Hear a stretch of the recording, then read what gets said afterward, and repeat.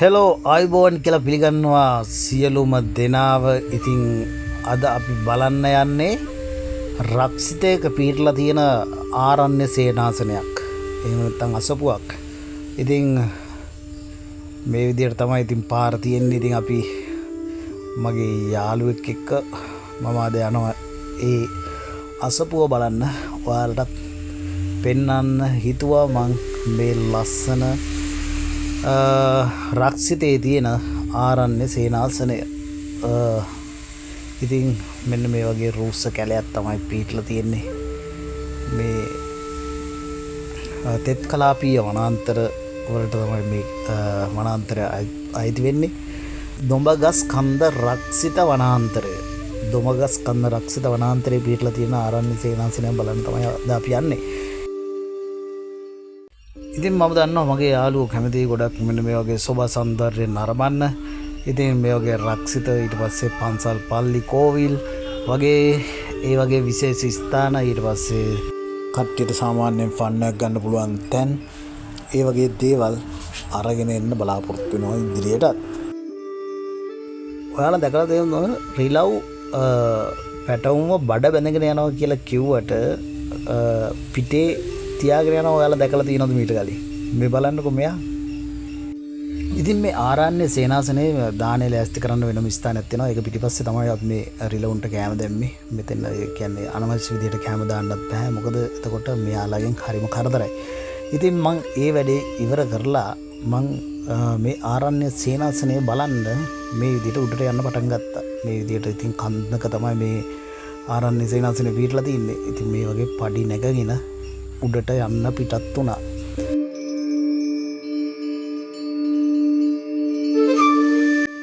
ඉතින් මේ ආරණ්‍ය සේනාසනයට ගොඩ දෙනෙක් දානේ බාර ගන්නවා. ඉතින් ඒගොල්ලෝ ඇවිල්ලා දානේ පිළිල කරන්නේ ඔන්න ඔය ගොඩ නැගිල්ල තමයි. ඉතින් එතන ඉඳන් තමයි දැන් මම එන්න පිටත් උනේ. ඊට පස්සේ මේ පැත්තේ තියෙනවා ඔයාලට පේන ගොඩ නැගිලි ටිකක්. ස්වාමින් වහන්සේලා විවේක ගන්න ස්ථාන. ඊට පස්සේ මේ විදියට උඩට යනකොට මට දකින්න ලැබුණා වම් පැත්තට පියකට පෙලක් සහ දකුණු පැත්තට තියෙනවා පියකට පෙලක් සහිත පාරක්. ඉතින් මං කල්පනා කරා මේකේ මොකෙන්ද කලින්ම යන්නේ කියලා. ඉතින් මට හිතුණා වම් පැත්තට තියෙන පියකට පෙළ දිගේ උඩට පොඩ්ඩක් නැගලා බලන්න ඕනේ කියලා. ඉතින් මං මෙන්න මේ විදිහට ඉතින් වම් පැත්තින් තියෙන පියගැට පෙළේ ගමන ආරම්භ කරා. ඉතින් සෑහෙන දුරක් තියෙනවා යන්න. බැලු තෙක්මානේ පියගැට පෙළ තමයි තියෙන්නේ.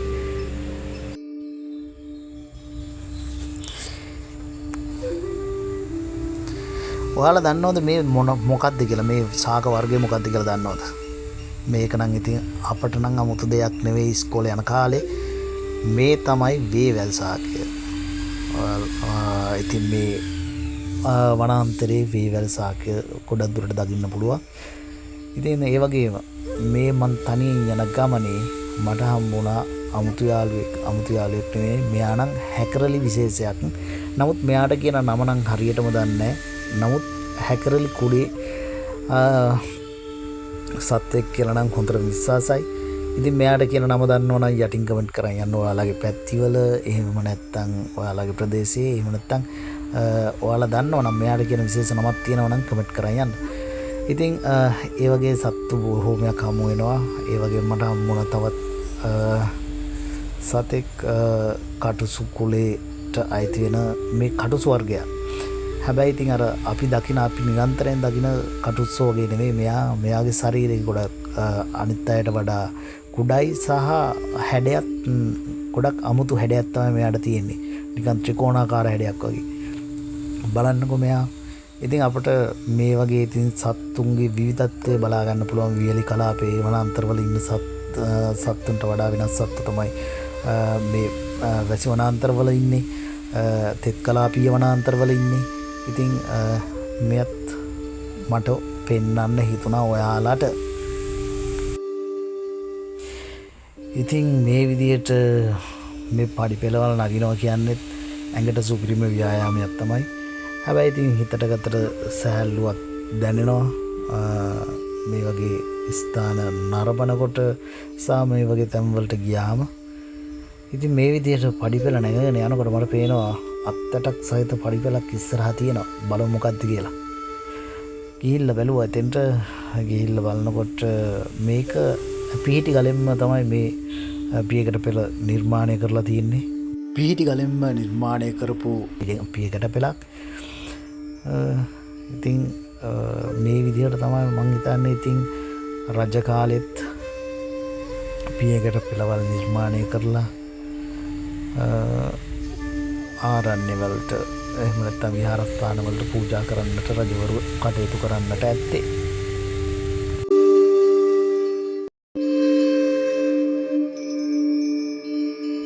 මං ඉතින් ගලෙන් කරපු පියකට පෙළ උඩට නැගලා මෙතෙන්ට ආවා. මෙතන නම් බුද්ධ මන්දිරයක් බුදු මැදුරක් වගේ තමයි පේන්න තියෙන්නේ. ඉස්සෙල්ලා රූපරාමයේ ඔයාලට පේන්නේ නැති පොඩි මෙතන වම් පැත්තෙන් තිබ්බ මේ පොඩි චෛත්‍ය වගේ දෙයක්. ඉතින් මං කියවල බලුවා ඒ දෙක ස්වාමින් වහන්සේලා දෙනමක් අපවත් වෙලා ඒ මං හිතන්නේ භස්මාවශේෂ තැන්පත් කරලා හදපු ස්ථාන දෙකක් තමයි ඒ අපිට දකින්නට ලැබුණේ. ඉතින් මේ විදිහට පියකට පෙළ තවත් උඩට තියෙනවා. අපි ගිහිල්ලා බලමු. ඉතින් මෙන්න මේ විදිහට අපි ඉහළට ආවා. මෙන්න මේ ස්ථානෙට තමයි එන්න තිබ්බේ පියකට පෙළ. අපි අතුලට ගිහිල්ලා බලමු. ඉතින් මෙන්න මේ වගේ නිර්මාණය කරන ලද වැලි මළුවක් අපිට මුලින්ම බලන්නට දකින්නට ලැබෙනවා. ඉතින් මං හිතන්නේ මෙතන අලුතින් රෝපණය කරන ලද බෝධින් වහන්සේ නමක් වැඩ ඉන්නවා. ඉතින් මෙතනත් බෝ මළුවක් තමයි මේ නිර්මාණය කරමින් පවතින්නේ නිර්මාණය කරලා තියෙන්නේ.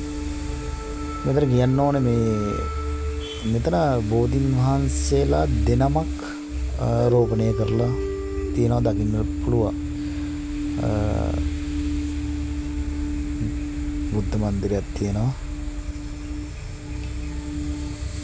ඔයාලට අර ඈතින් පේනවා තවත් දැල් වලින් මට කරලා තියෙනවා.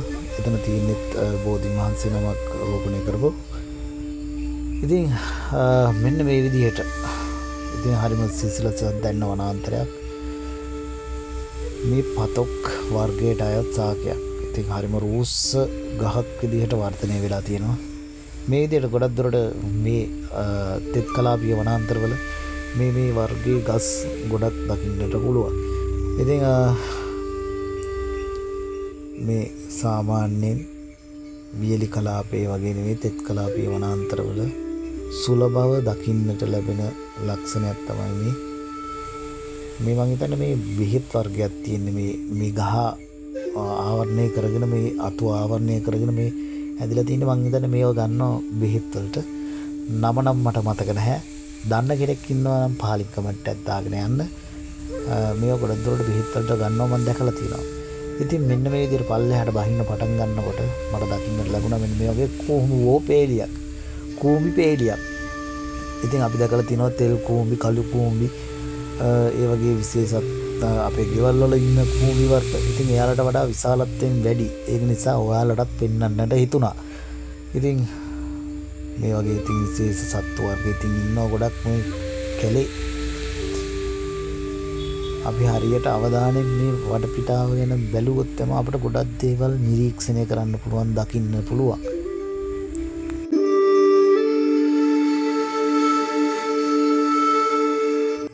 ඒ විදිහට පල්ලෙහාට එනකොට මට දකින්න ලැබුණා මේ වගේ අමුතු දෙයක්. මං හිතුවා ඇත්තෙන්ම මුලින්ම ගෙඩි වර්ගයක් කියලා.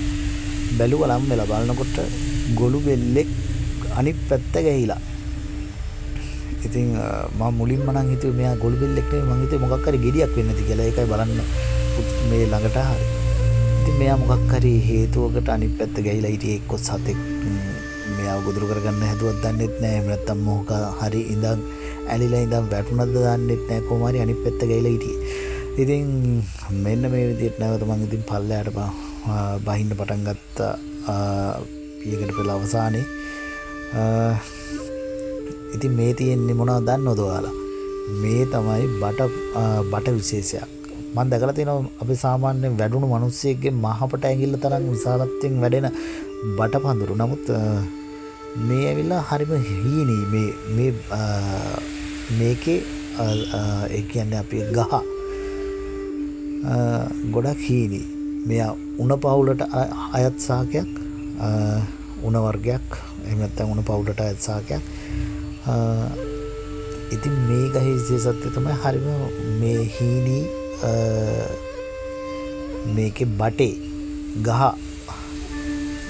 ඔයාලා දන්නවනම් මේක තවත් විශාල වෙනවද දන්නේ නැහැ. හැබැයි මම මේ දැක්ක මේ යායම එකම විදියට එකම සයිස් එකට තමයි ගොඩක් දුරට තිබුණේ. ඉතින් විශාලත්වයෙන් අඩුයි.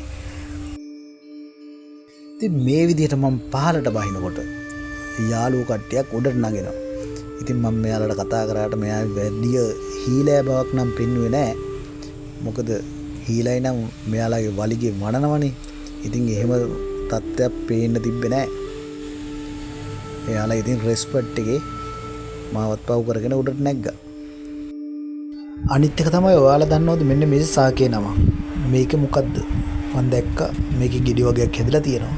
හැබැයි මම මේක වටේට බැලුවා. ඒ කියන්නේ ඉදිච්ච ගෙඩි රතු පාට හරි කළු පාට හරි වෙලා තියෙනවද කියලා.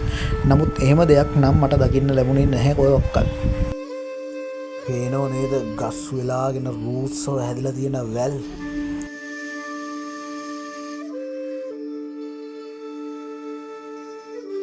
ඉතින් මෙවැනි දිය පාරවල් නම් මේ වනාන්තරය තුළ නිරන්තරයෙන් දැක බලා ගන්න පුළුවන්. ඉතින් මම ගියේ සාමාන්‍ය වැස්ස තියෙන කාලෙක. ඉතින් ඒක නිසා මේ වගේ දිය උල්පත් සුලභව දැක බලා ගන්න පුළුවන්.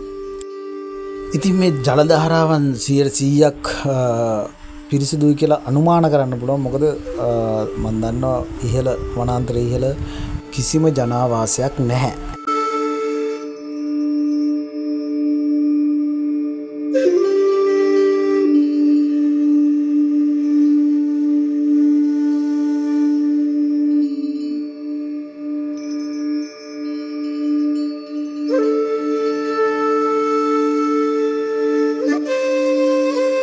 මේ නිර්මාණය කරලා තින්නේ මේ ආරණ්‍ය සේනාසනයේ නිර්මාතෘ ස්වාමින් වහන්සේගේ පිළිරුව. ඉතින් ඒ පිළිරුවත් බලාගෙනම අපි නැවතත් ගමන ආරම්භ කරා දකුණු පැත්තට තියෙන පියකට පෙළ නැගලා උඩට යන්න.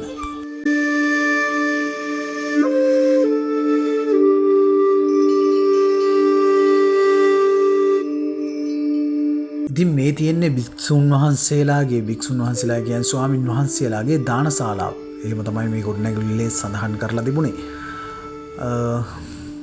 ඉතින් අපි මේකත් බලාගෙනම උඩට යම් පියකට පෙළ දිගේ වටපිටත් බලාගෙනම.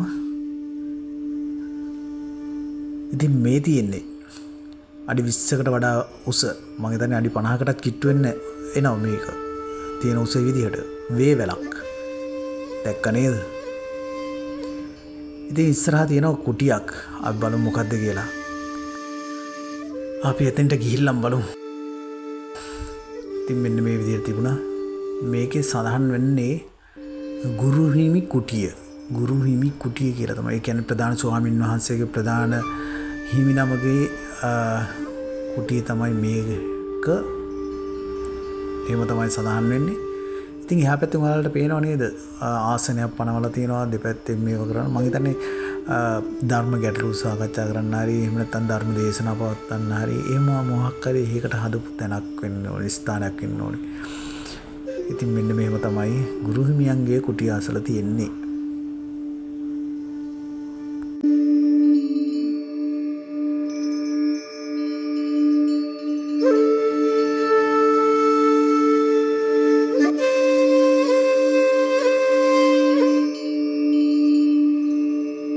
ඉතින් මම ගුරුහිමි කුටියෙන් ඉවත් වෙලා ඉස්සරහට යන්න පටන් ගත්තා. ඉතින් මේ පියකට පෙළ නිර්මාණය කරලා තියෙන්නේ ස්වභාවික ගල් අතුරලා.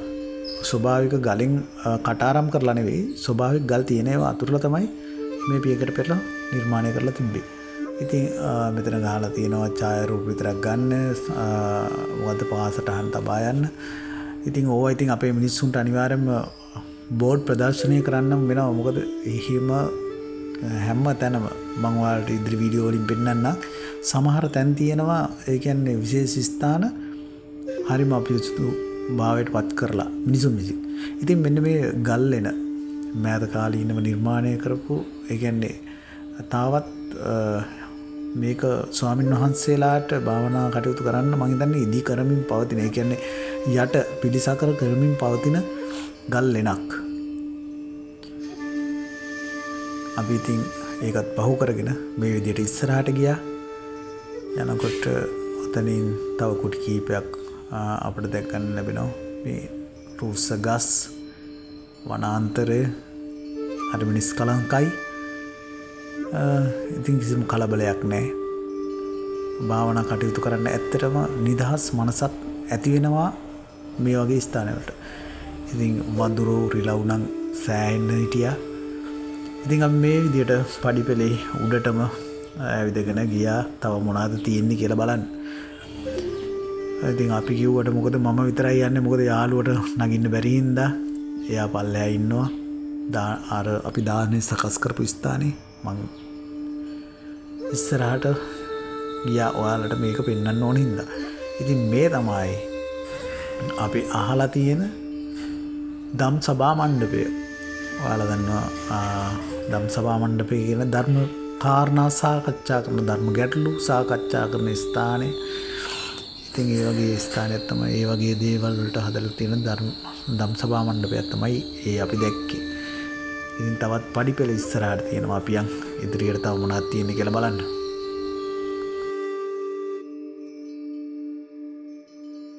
අපිට මෙතනදී ආයෙත් දැක් ගන්න පුළුවන් වෙනවා ස්වාමීන් වහන්සේලා භාවනා කරන කුටියක්. ඒක නම් අර විදිහට මුකුත් සඳහන් කරලා තිබුණේ නැහැ. නමුත් ස්වාමීන් වහන්සේලා භාවනා කරන කුටියක් තමයි මේ තියෙන්නේ. ඉතින් අපි යන් දැන් අතරින් උඩට පේනවා මට පේන විදිහට බෝධීන් වහන්සේ මම හිතන්නේ බෝමලුව ඈතින් පේනවා. එහා පැත්තෙන් බෝධීන් වහන්සේට එහා පැත්තෙන් පේනවා චෛත්‍ය දාගැබ් වහන්සේ. එතකොට අපි උඩට ගිහිල්ලා බලමු.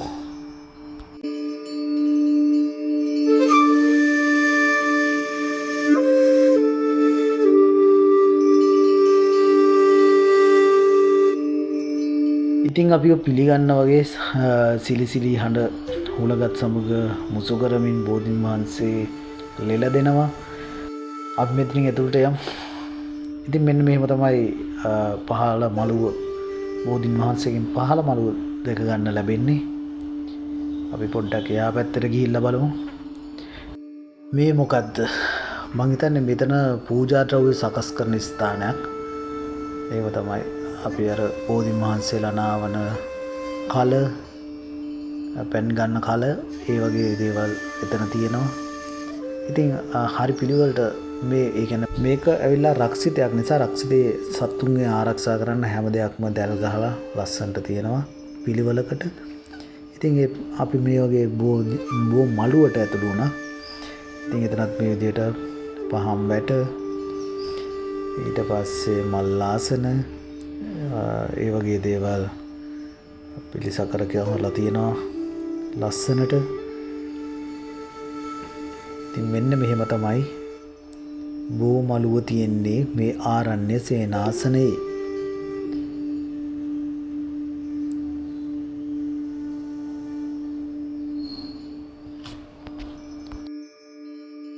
ඉතින් ඇත්තටම අපි බෝමලුවට පහළ ඉඳන් මීටර් 150 200ක් විතර උඩට ආවා. බෝමලුව සහ මේ දාගැබ් වහන්සේ තියෙන තැනට. ඉතින් මෙතන තියෙනවා පොඩි ගොඩනැගිල්ලක් වගේ. අපි එතෙන්වත් ගිහිල්ලා බලමු. ඉහළින් මොකද්ද සකස් කරලා තියෙන්නේ කියලා. සාමාන්‍යයෙන් ධර්ම දේශනාවන් පවත්වනකොට, බෝධි පූජාවන් පවත්වනකොට සාමාන්‍යයෙන් ස්වාමීන් වහන්සේ වැඩ හිඳින්නේ මෙතන වෙන්න පුළුවන්. හැබැයි මෙතන පිහිටි ඒ කියන්නේ පිහිටි ගලම උපයෝගී කරගෙන තමයි මේ ගොඩනැගිල්ල ඇතුළත සකස් කරලා තියෙන්නේ. මෙතනින් එහා පැත්තේ තමයි දාගැබ් වහන්සේ ඉන්නේ. ඉතින් මෙන්න මේව තමයි උඩට ගියාම බෝමළු වල අස්සනට අපට දැක බලා ගන්නට ලැබෙන්නේ. ඉතින් අපි ගිහිල්ලා බලමු දාගැබ තියෙන තැනට, චෛත්‍ය තියෙන තැනට. කියන්න ඕනේ ඉතින් පටන් ගත්ත වෙලාවේ ඉඳන් පඩිපෙළ නැගීමක් තමයි තියෙන්නේ. ඉතින් මෙන්න මෙහෙම තමයි දාගැබ් මහන්සේ අපට දැක බලා ගන්න පුළුවන් වෙන්නේ මේ ආරණ්‍ය සේනාසනේ. රයිට්. අපි අර දැක්ක අර පහළ අර තිබුණ අර ගොඩනැගිල්ල ඒක ගොඩනැගිල්ලක් නෙමෙයි. මං හිතන්නේ මුලින්ම සකස් කරන්න ඇත්තේ මේ චෛත්‍යයේ මේ පහළ මළුව සකස් කරන්න. ඒකෙන්ම ඊට පස්සේ අර පහළ තියෙන ගොඩනැගිල්ල මොකක් හරි ප්‍රයෝජනයකට ගන්න පුළුවන් කියන අරමුණෙන් සමහර විට ගොඩනගන්න ඇති. එහෙම තමයි හිතෙන්නේ. ඉතින් අපි ගිහිල්ලා බලමු චෛත්‍යයේ ඉහළ මළුවට. මේ විදියට අපිට මල් ආසන, ඒ වගේම අපිට අර දුරින් පේනවා පහම්වට අපිට දැක බලා ගන්නට පුළුවන්.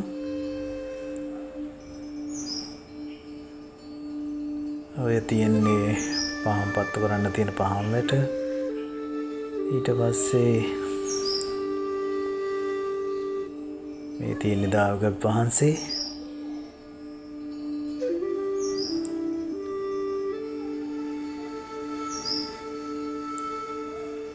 ඉතින් කුඩා දාගැබ් වහන්සේ නමක්, නමුත් හරි අලංකාර ලෙස පිළිවෙලකට සකස් කරලා තියෙනවා. අපිට මේ ස්තූපයේ ගර්භය ඇතුළට යන්න පුළුවන් හැකියාවක් තියෙනවා. මේ දාගැබ් ගර්භය තුළට අපි ගිහිල්ලා බලමු. හරිම ලස්සනයි. බුදුන් වහන්සේගේ ජීවිතයේ විවිධ අවස්ථාවන් නිරූපණය වෙන අන්දමින් සිතුවම් කරලා තියෙන ආකාරයක් අපට බලා ගන්න පුළුවන් මේ ගර්භය තුල.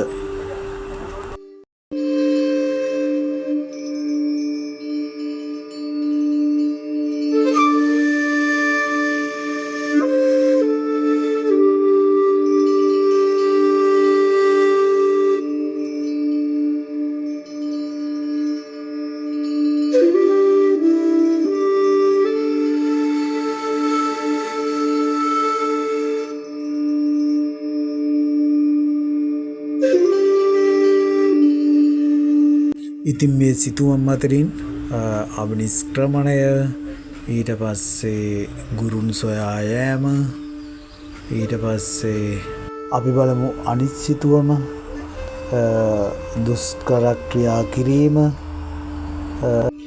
එතකොට සුජාතා සිටුවගේ කිරිපිඩු දාණය පූජා කිරීම. ඊට පස්සේ අදිෂ්ඨාන ක්‍රියාව, පාත්තරයේ උඩුගම්වලා යාත්‍රා කරවීම. ඊට පස්සේ බුද්ධත්වයට පත්වීම නිරූපණය කිරීම සඳහා මේ බුද්ධ ප්‍රතිමා වහන්සේ නමක් තැන්පත් කරලා තියෙනවා. ඉතින් ඊට පස්සේ බුදු වීමෙන් අනතුරුව අපට බුද්ධ ප්‍රතිමා වහන්සේගෙන් අනිත් පැත්තේ බුදු වූාට පසු කවුරුත් දන්නවා කුසතන පූජා කිරීම. ඉතින් එයත් නිරූපණය කරලා තියෙනවා ඉතා අලංකාර ලෙස. ඉතින් දොබගස්කන්ද ආරණ්‍යයේ සිට අද අරන් ආපු වීඩියෝ එක මෙතනින් නිමාවට පත් වෙනවා. ඉතින් නැවත වීඩියෝ එකකින් හමු වෙනතුරු ඔබට ජය වේවා කියලා ප්‍රාර්ථනා කරනවා.